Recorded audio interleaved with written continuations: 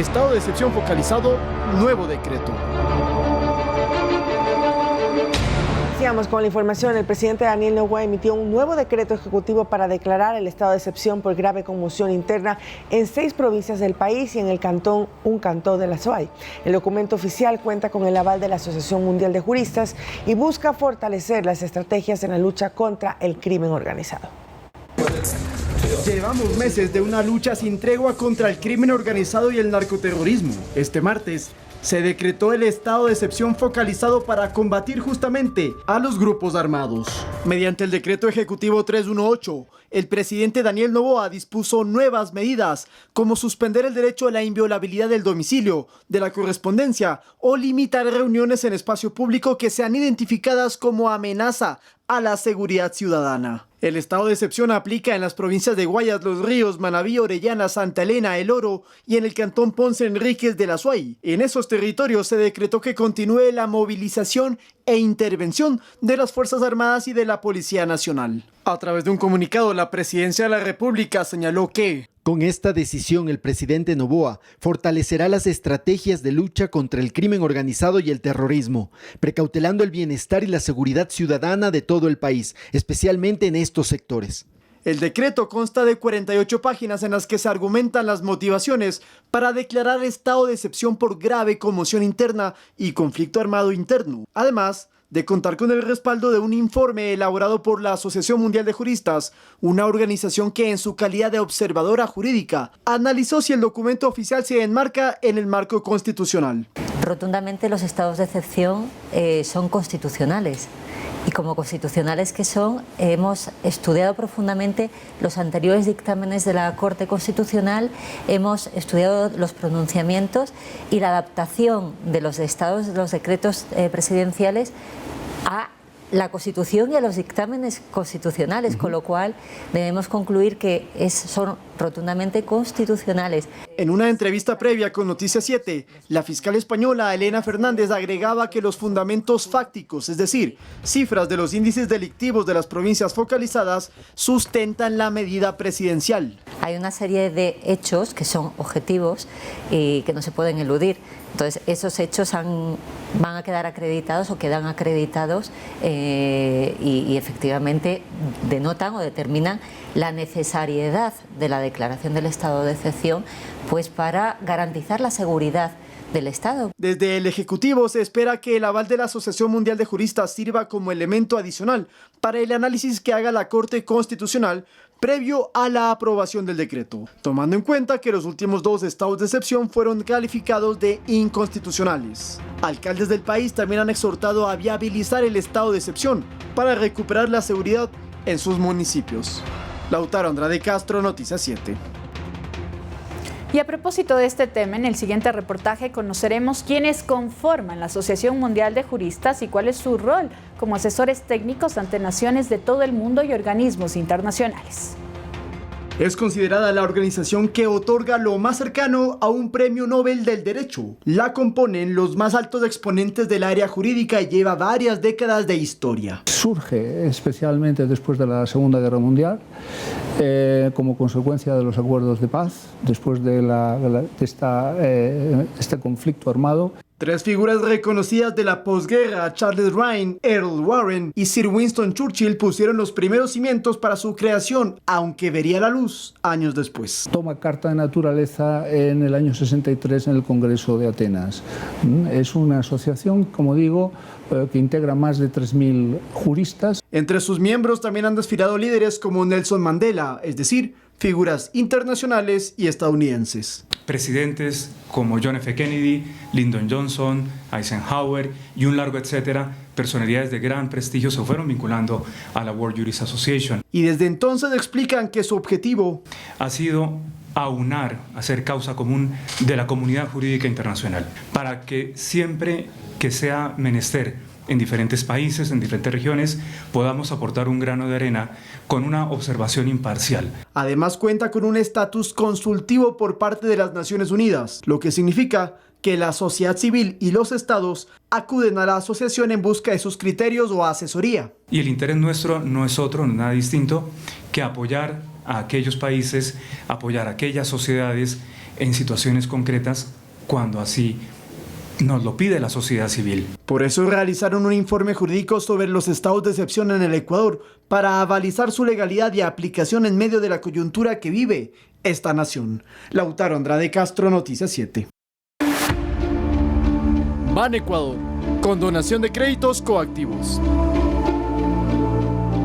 Y en otros temas, y también son buenas noticias, el primer mandatario dispuso a Ban Ecuador que perdone deudas de hasta $5,000 que van desde el 1 de enero del 2016 hasta la fecha, aquí en 2024. Y con esta medida se van a beneficiar a más de 7,000 clientes, muchos de ellos emprendedores, a escala nacional. Quiero dirigirme a ti hoy. He dado a la disposición a Ban Ecuador que no te cobren más. Que todas las operaciones coactivas de hasta $5,000 desde el 2016 hasta la fecha sean perdonadas. El anuncio lo hizo el presidente Daniel Noboa a través de redes sociales. Las deudas de hasta $5,000 en Ban Ecuador serán perdonadas, es decir, borradas del sistema. Esto será para las operaciones desde el 1 de enero del 2016 hasta la fecha. Esta primera fase, que es una condonación o un perdón de la deuda, son 7,000 clientes del banco y estamos hablando de un monto aproximado de $18 millones. Pero, ¿cómo se puede acceder a la condonación de deudas? El proceso de condonación es automático. Nuestra área de sistemas establece los clientes que a la fecha de hoy tengan un saldo total menor hasta 5,000 y simplemente los dan de baja en el sistema y dejamos de reportar esos clientes a los organismos de crédito. Sin embargo, esta sería solo la primera fase. La segunda se dará a través del refinanciamiento de deudas con coactiva que superen los $5,000 y la tercera fase con las operaciones vencidas. La segunda y la tercera fase, que es una fase de reestructuración de cartera, estamos hablando de por lo menos 150,000 de nuestros clientes. Para Francisco Miño, presidente de Ban Ecuador, perdonar estas deudas no afecta a la liquidez del banco y asegura que están 100% cubiertas. La colocación nuestra más o menos es de entre 40 y 50 millones por mes y nuestro monto promedio de crédito son de $5,000. Al menos el 80% de los créditos que otorga Ban Ecuador se destinan al sector agropecuario y se trabaja en productos más accesibles. Estamos trabajando en dos productos focales, en dos segmentos focales que nos ha pedido el presidente, el segmento de jóvenes, que es un segmento que necesita capital para seguir con sus ideas, y el segmento de mujeres. En estos segmentos tenemos productos inclusivos, estamos tratando para reducir la tasa y estamos consiguiendo fondos de cooperación internacional para fondear con más capital estos productos. En total, Ban Ecuador maneja una cartera de aproximadamente $1,000 millones que se reparten para más de 340,000 clientes a nivel nacional. Edison Saavedra, Noticias 7. La campaña de socialización para registrar las cuentas de los beneficiarios del bono y de las pensiones del MIES se realizará durante todo este mes de julio. Técnicos del ministerio visitarán las áreas urbanas y rurales para facilitar el registro de cuentas en la plataforma de la institución. Los balcones de servicio del MIES recorrerán el país para ayudar a los beneficiarios de bono y pensiones a registrar sus cuentas, ya sea de bancos, mutualistas o cooperativas. Incluso en muchos casos, en el momento en que las personas llegan en búsqueda de información, personal del Ministerio de Inclusión Económica y Social los guiará para realizar este trámite. Sí, no tiene ningún costo, tienen la posibilidad de generar algo que se llama una cuenta básica. La cuenta básica no tiene costo a nivel nacional. En Guayaquil, la ministra Zaida Rovira fue parte de una de las jornadas que se realizó en esta segunda fase de campaña denominada Pago en Cuenta. El objetivo de las autoridades es que los cerca de 1.100.000 beneficiarios sean parte del sistema financiero hasta finalizar el año. Les damos una lista de instituciones bancarias que puedan decidir, pero obviamente en el marco de la libertad que tienen las personas en el país pueden abrir una cuenta en cualquier institución del sistema financiero. Los balcones del servicio estarán en todo el país, ciudades, zonas rurales y urbanas. El proceso de registro no tarda. El único requisito es tener la cédula de identidad y el certificado de cuenta. Nos vamos a ahorrar cerca de $4.5 millones en el pago a las concentradoras, que son dinero que van a ir a fortalecer y mejorar los servicios de atención prioritaria y los servicios sociales del Estado. El ahorro que se produzca al no utilizar las ventanillas para pagos y retiros será invertido en al menos 40.000 nuevos núcleos familiares, quienes se beneficiarán del apoyo económico gubernamental. Sofía Vintimilla, Noticias 7. De enero a mayo de este 2024 se realizó el pago de $7 millones a los diferentes núcleos de Solca en el país y se está a la espera de una auditoría para el desembolso de 80 millones de una deuda heredada por el gobierno que ascendería a $141 millones. El presidente de la República, Daniel Noboa Sin, el pasado viernes dispuso al Ministerio de Economía y Finanzas desembolsar $100 millones de manera inmediata para pagos y atención en salud. Este monto debe ser entregado al Ministerio de Salud Pública para que se pueda garantizar la continuidad de los tratamientos de pacientes con enfermedades catastróficas raras o huérfanas, según dice el comunicado. Este martes 2 de julio, de manera telemática, compareció ante la Asamblea Nacional el ministro de Salud, Antonio Naranjo, para explicar los acuerdos de pago con las deudas heredadas del Estado que se tienen con los prestadores de servicios médicos externos, como Solca. Nosotros tenemos la obligación de remitir mensualmente al Ministerio de Economía y Finanzas la solicitud de presupuesto para el pago de las obligaciones de pendientes con los prestadores de la red pública, en este caso concretamente en relación a Solca. El ministro informó que ya se han desembolsado $7 millones hasta el mes de mayo para todos los núcleos a escala nacional de Solca. Además, está en espera la culminación de una auditoría por parte del Ministerio de Economía para el desembolso de 80 millones. Esto para cubrir una parte de lo que se adeuda a Solca. De que de estos $121 millones, 40 millones se encuentran aún en proceso de auditoría dentro de lo que habíamos mencionado anteriormente, y son 80 millones los que efectivamente son los valores auditados, esperando el pago del Ministerio de Salud, de Finanzas. Por otra parte, también se solicitó la comparecencia del presidente del directorio del Instituto Ecuatoriano de Seguridad Social, IES, pues con Solca Quito tiene una deuda heredada desde el gobierno de Rafael Correa en el 2010, que asciende a los $120 millones, pero que a la fecha es de 103 millones, por el reciente pago del IES de $17 millones. Por otra parte, Solca Guayaquil reanudó la recepción de pacientes del Instituto Ecuatoriano de Seguridad Social tras la reunión entre el secretario de la Administración Pública, Arturo Félix, y el presidente de esta Casa de Salud, José Yubín, donde se llegó a un entendimiento mutuo entre el gobierno y el Hospital Oncológico. Manuela Bedón, Noticias 7.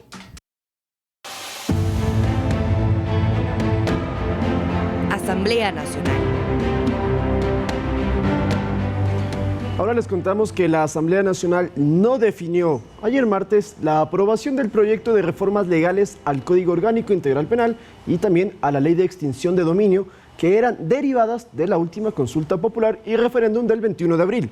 La Comisión Ocasional analizará en un máximo de 48 horas, o sea, le faltan 24 más, todas las observaciones planteadas en el segundo debate para incorporarlas para la votación final, que se estima va a ser esta misma semana. Veamos. La sesión se desarrolló este martes de forma telemática. En el segundo debate del informe de las reformas legales al Código Orgánico Integral Penal y a la Ley de Extinción de Dominio, intervinieron 9 asambleístas, quienes presentaron observaciones a la propuesta gubernamental de incremento de penas para ciertos delitos. La vicepresidenta de la Comisión Ocasional, Lucía Pozo, dijo que el documento recoge el pronunciamiento ciudadano materializado en las urnas del pasado 21 de abril. Esta, señor presidente y colegas legisladores, es una solicitud de los ecuatorianos. Es una necesidad de todos los ecuatorianos. Nosotros los representamos en el Pleno de la Asamblea Nacional. Creo que estamos absolutamente conscientes con lo que acaba de suceder ahora y con lo que pasa todos los días en el Ecuador. Steven Ordóñez, de la bancada de ADN, expuso que las reformas analizadas son una herramienta para que los delincuentes sientan el peso de la ley en toda su fuerza. Asimismo, estamos reformando el 474.2 y 474.3 del COIP, donde te habla claro, toda arma confiscada, decomisada, encaletada, enterrada u oculta tiene que pasar a manos de las Fuerzas Armadas o de la Policía Nacional. Desde la bancada socialcristiana se dijo que estos cambios legales per se no lo son todo. Vicente Tayano insistió en hacer una revisión del incremento de penas acorde al principio de proporcionalidad. Es necesario que quede claro que el mandato de esta Asamblea Nacional es cumplir con el aumento de penas. En ninguna parte de lo antes referido se establecía el cómo y en cuánto. Y de allí es importante aterrizar este argumento en la discusión del día de hoy. Viviana Veloz de la Revolución Ciudadana puntualizó que estos cambios penales no son suficientes sin jueces o fiscales que hagan bien su trabajo. En abril, los ecuatorianos, colegas, le aprobaron en las urnas parte de las preguntas de la consulta popular, que se traduce a un sí desesperado frente a la ola de violencia que atraviesa el Ecuador. El presidente de la comisión ocasional propuso suspender el debate por un lapso de 48 horas para recibir las observaciones planteadas en la jornada y someter a votación del Pleno un texto final. Javier Ceballos, Noticias 7. La bancada oficialista de ADN cuestiona la estrategia usada en la Comisión de Fiscalización para archivar 3 juicios políticos a 3 exministros de Guillermo Lasso para adelantar la interpelación a la canciller de la República, Gabriela Sommerfeld. La titular del Frente Diplomático es señalada de un presunto incumplimiento de funciones. Natalie Farinango, integrante de la bancada oficialista, considera que esta estrategia adoptada en la Comisión de Fiscalización es una señal más de que una mayoría móvil conformada por el Partido Social Cristiano, Construye y Revolución Ciudadana quiere a toda costa empañar y entorpecer la gestión del presidente Noboa. Bueno, es lamentable, ¿no? Porque una de las competencias principales de la Asamblea Nacional es la fiscalización y se han retirado las firmas de personas que en su momento adecuado apoyaron la fiscalización y luego si consideraban que no habían las pruebas suficientes para no censurar a los ministros, simplemente no daban los votos en el Pleno, pero que sigan el proceso correspondiente. Ahora han retirado las firmas, dejando sin efecto los procesos de fiscalización de exministros del señor Guillermo Lasso. Considera como una jugada sospechosa el que se hayan archivado los procesos de juicio político en contra de Pablo Arosemena, exministro de Economía de Guillermo Lasso, Andrea Montalvo, exsecretaria de Educación Superior, y de Sebastián Corral, exsecretario de la Administración, que estaban a la cola de las interpelaciones en esta mesa legislativa. Bueno, es una clara presunción de que quieren ir ya por los ministros del actual gobierno, por la gestión que han realizado, atacando así la gobernabilidad del país. Bancadas como Pachacutic prefieren analizar con más profundidad este tema sin que eso signifique que la Asamblea caiga en una fiscalización a la carta. Es más, algún momento ya se hizo que se tome las decisiones en forma ordenada, cronológica, y aspiramos que se aplique el mismo principio para todos. Decisión de la Comisión de Fiscalización que no exime a estos u otros funcionarios de gobierno que respondan ante la justicia por sus inacciones u omisiones. Se explicó así desde la bancada de la Revolución Ciudadana. Que tienen que no olvidarse y ser juzgados en su momento, por supuesto. Luego de que la Asamblea defina la situación de Wilman Terán, Javier Muñoz y Maribel Barreno, ex autoridades de la Judicatura, el siguiente juicio político será a la canciller Gabriela Sommerfeld y a posterior de la ministra del Interior Mónica Palencia, quienes serán interpeladas por supuesto incumplimiento de funciones. Javier Ceballos, Noticias 7. Y actualizando la información, con 3 votos a favor, 1 en contra y 5 abstenciones, la Comisión de Fiscalización calificó el proceso de juicio político a la canciller Sommerfeld, con lo que ya empiezan entonces a correr los plazos para la interpelación de la funcionaria de Estado. ¿Qué es lo que va a suceder? Hay 15 días para que se presenten las pruebas de cargo y descargo tanto de los solicitantes del juicio como de la propia canciller y luego 10 días para que entonces se haga el trámite, las comparecencias de ser el caso y luego se haría un informe de la Comisión de Fiscalización que pasaría entonces al Pleno y ahí se puede decidir, según claro, con más de 70 votos, si hay o no una censura y destitución a la canciller de la República. Esa es la información más actualizada que tenemos de este caso. Y rectificamos ahora la información porque mediante decreto ejecutivo 320 el presidente de la República, Daniel Noboa, designó a Octaviano Antonio Goncalves Sabinovich como el nuevo ministro de Energía y Minas. Con esta designación termina el reemplazo de Roberto Luque, quien se hizo cargo de esta cartera de Estado luego de que el jefe de Estado solicitara la renuncia de Andrea Arrobo a inicios de mayo, al ser señalada como la responsable de que vuelvan las desconexiones de energía en el país. Ahí vemos en imágenes entonces al nuevo ministro de Energía y Minas del país. Y mucha atención, no habrá cortes de energía en el país, pese a que la hidroeléctrica Coca-Cola Sinclair debió cerrar sus compuertas este martes por la acumulación de sedimentos en su represa. Desde el Ministerio de Energía se informó que para suplir los megavatios que dejó de producir Coca-Cola, se comprará energía desde Colombia. Las fuertes lluvias en la zona provocan los sedimentos que obligan a suspender las operaciones para proteger las turbinas.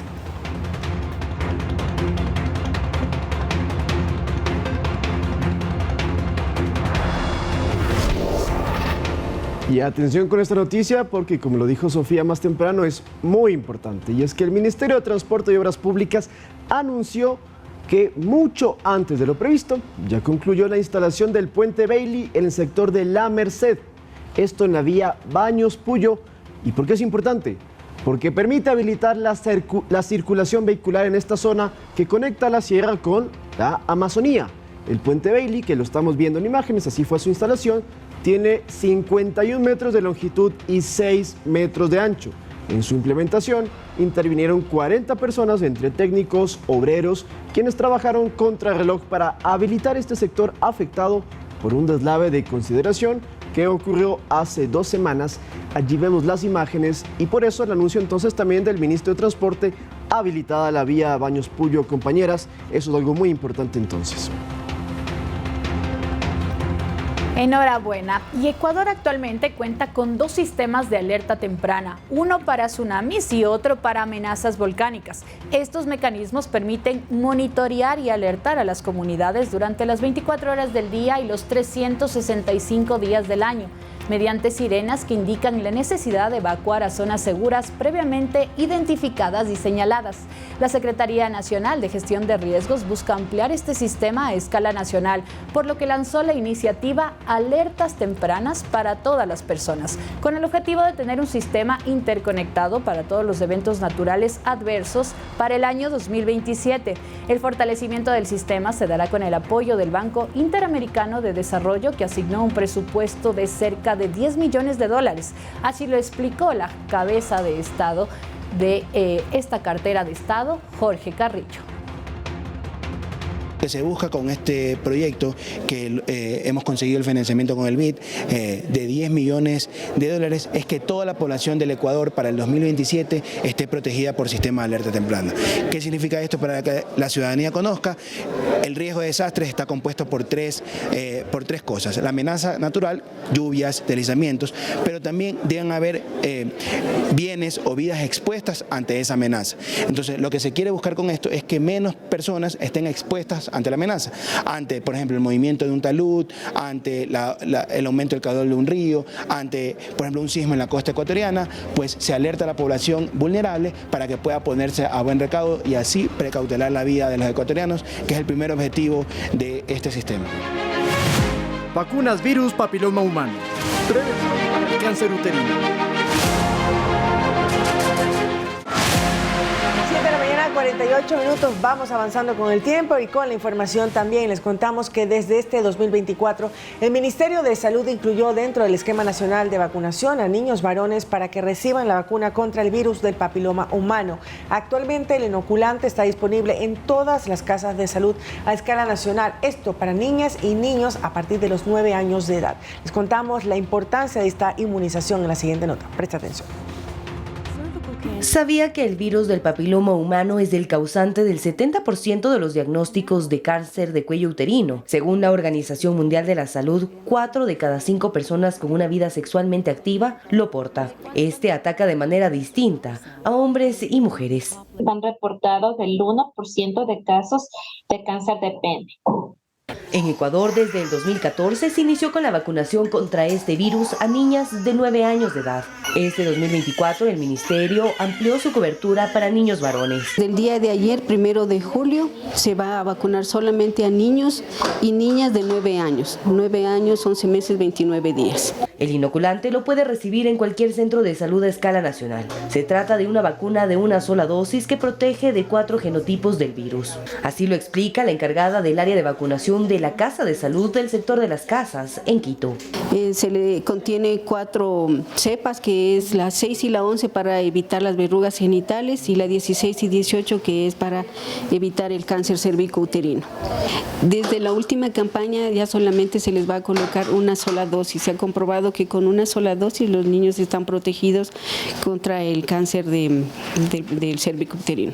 El horario de atención es de lunes a sábados de 7 de la mañana a 3 de la tarde y debe acercarse con el documento de identidad del menor y el carnet de vacunación si es que cuenta con uno. Entre mayo y junio, el Ministerio realizó una campaña de vacunación en escuelas y colegios con el objetivo de inocular a más de 500,000 de menores. Según los datos de esta casa de salud, la población femenina infantil que debía acceder al inoculante contra el virus del papiloma humano, únicamente un 50% lo hizo. Según el personal de salud, se debe a la falta de información de los padres que no autorizaron que los niños sean vacunados. Entonces sí nos preocupa porque esta vacuna es súper importante y los padres no aceptan, no autorizan la vacunación en sus niños y niñas. Dentro del sistema de salud público se ha definido este grupo etario, ya que es una edad en la que aún no se ha iniciado la actividad sexual. La población adulta también puede inocularse. En nuestra siguiente entrega le contaremos los beneficios y dónde puede hacerlo. Manuela Bedón, Noticias 7. Quito es un destacado centro turístico que ahora busca potenciar su atractivo convirtiéndose en un destino turístico inteligente. Para lograrlo, la Carita de Dios está adoptando el modelo de Segitur de España, que evaluará una serie de requisitos e indicadores para asegurar una gestión turística innovadora y eficiente. Quito, la Carita de Dios, busca convertirse en un destino turístico inteligente con la implementación de un modelo innovador proveniente de España, reconocido a nivel internacional. En España lo que usted puede reflejar sobre todo es el posicionamiento del destino turístico como uno de primera línea en Europa, ¿no es cierto? Ellos han pasado a recibir el año anterior, luego de certificarse como destino turístico inteligente, han pasado a recibir 84 millones de turistas en un año. Según las cifras oficiales del municipio, en 2023, la capital recibió 630,000 visitantes, siendo el mejor año para la oferta turística. Además, fue seleccionado por el World Travel Award como la mejor oficina de turismo de América del Sur. Por lo tanto, aspirar a ser un destino turístico inteligente mejorará la gestión y competitividad del sector. Para nosotros es importante incorporar nuevas tecnologías de información que nos permita generar, por ejemplo, rutas turísticas inteligentes que nos permiten a nosotros garantizar que nuestros visitantes puedan tener el disfrute más amplio de la ciudad. El proceso de transformación de Quito incluirá un análisis exhaustivo de la información proporcionada por el municipio, siguiendo la metodología de Segitur, que está vinculada a 206 indicadores que no solamente son turísticos, que hablan de seguridad, de la capacidad competitiva, que habla de la parte urbana, que habla de los equipamientos, de los servicios públicos.